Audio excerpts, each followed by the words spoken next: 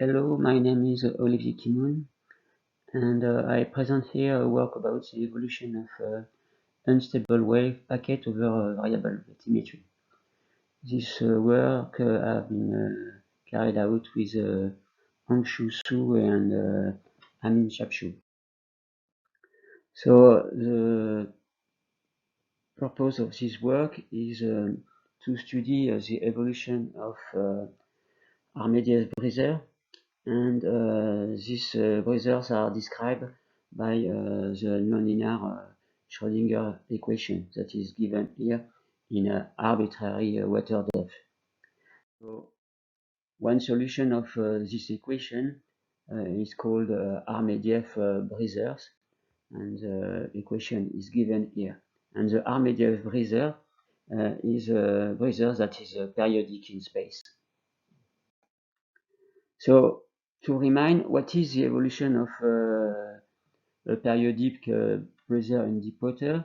So here we take the example of a breezer generated in the wave tank. And so at the wave maker, we have a regular wave train that is superimposed at a modulation that is periodic in space. And you have two stages, a focusing stage up to the focusing point that is described at the third line, and with an amplification that is almost 2.5 in relation with the wave amplitude of the wave train, regular wave train. And you have a defocusing stage, and at the end you obtain the same shape at the last wave gauge as a wave maker. So just also to remind, when the time axis shifts with respect to the group velocity, then all the crests of the envelope are aligned. That it means that the perturbation propagates at the group velocity. So the purpose of this work is to know the evolution of breezer in a shallow water region, and also what happened over sloping bathymetry. Because theoretically, we know that a wave trend becomes stable when it enters in the region of KH less than the threshold 1.363. So it means that the modulation instability generated in deep water stopped to increase. But we know also that this assumption is only valid in constant water depth. So the question is, still the structure of breezer exists in this shallow water region? And what is the evolution when the bathymetry is variable? So to study this problem, we have performed experiments in the mid-size observation film of the Tenen Hydraulics Laboratory in Taiwan. This wave tank is 200 meters long. That is a good point to study long-time evolution of breezers. And the bathymetry is chosen from a real bathymetry, that is a cross-section of the northeast coast of Taiwan, where a lot of huge waves are measured during typhoon period. And so this cross-section is idealized by three slopes, and due to the limitation of the water depth of the tank, only the two first are modelized. So we have finally a setup that is composed of a flat part, the first slope of 1/20, and the second slope of 1/120. And we add many gauges to measure free surface. So we have performed a test with different input, and the one I will show here is only the case of Armediel-Breezer. So the idea is also to compare this experimental data with models, and the first one is NLS in variable bathymetry. That is showed here, and it comes from a solution given by Djordjevic and Redkop. Second one is enhanced boxiness model. So in this model, we use a boxiness hypothesis, that is a series expansion of phi around a reference level in the water depth. And here the expansion is stopped at the 9th order. This expansion, when you include it in the Laplace equation, you have a recurrence relation, and it gives you a first relation with phi 0 and phi 1. And with this Laplace equation and the bottom condition, you obtain a linear system that allows to solve the problem for phi hat and w hat. And these two unknown allow to compute the vertical velocity. And this vertical velocity allow to advance in time by the use of the exact boundary conditions that are fully nonlinear. And you can see that in these two equations we have had some terms, two terms for taking into account viscous dissipation, that is given by Diaceta 2008, and terms that take into account breaking. And this model also we can deal with run-up that came from model of Leinert et al. 2002. So the first case I will show, it's a typical RMDF case with this given parameter and with the focusing that is at mid distance over the flat bottom. So what we can notice on this case is that as we expect, we have an amplification during the focusing stage. But after this focusing stage, we can observe that the crest split into two subpulses.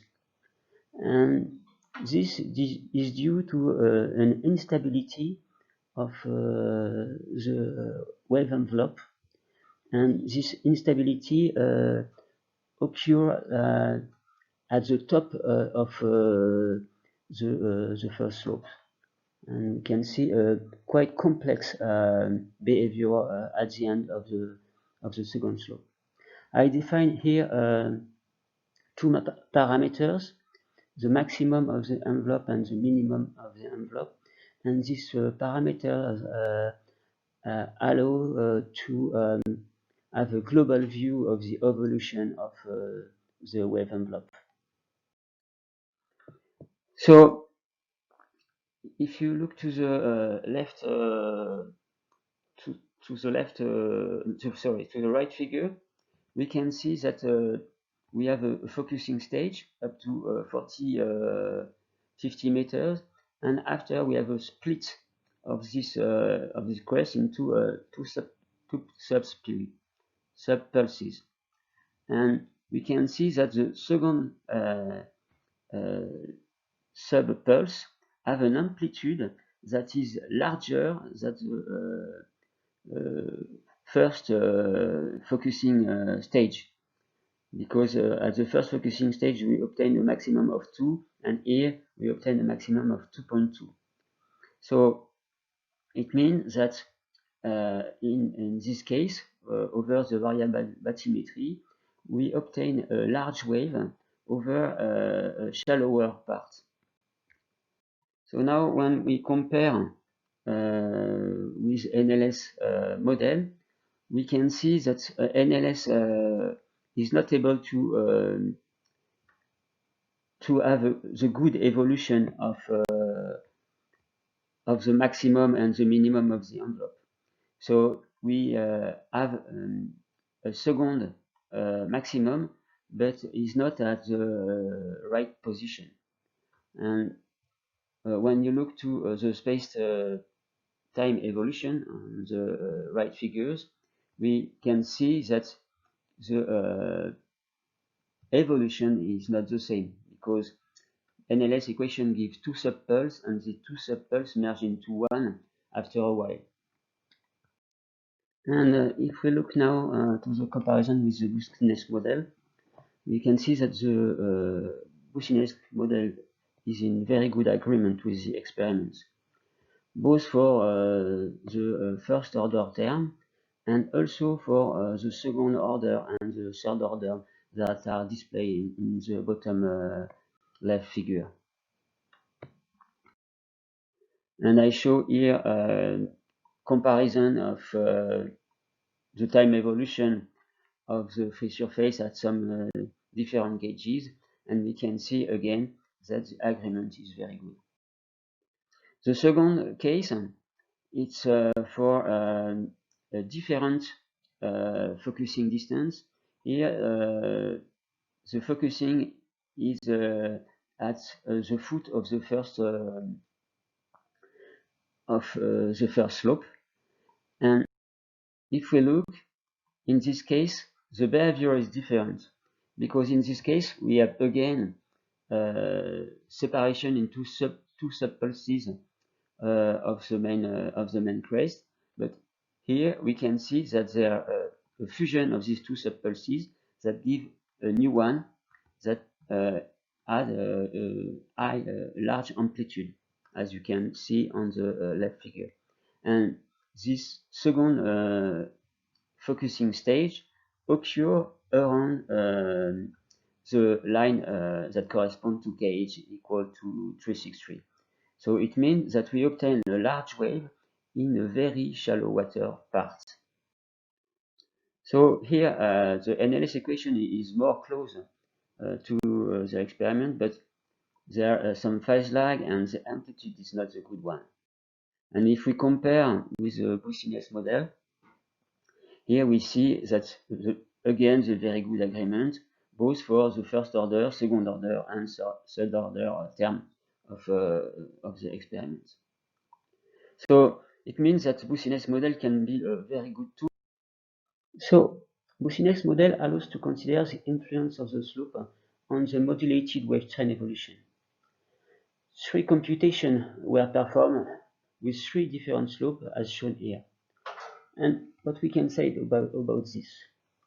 When the slope angle decreases, the amplitude of the second focusing stage increases.